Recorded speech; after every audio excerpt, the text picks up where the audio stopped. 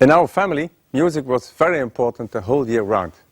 But at Christmas time, making music was really something very special at our house. Usually, I like best to play outside with my brothers and sisters. But in those dark days before Christmas, we thought it was much more fun to stay inside.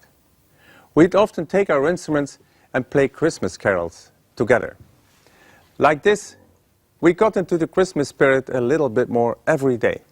I remember perfectly that feeling of security I had as a child, sitting with everyone around the Christmas tree making music.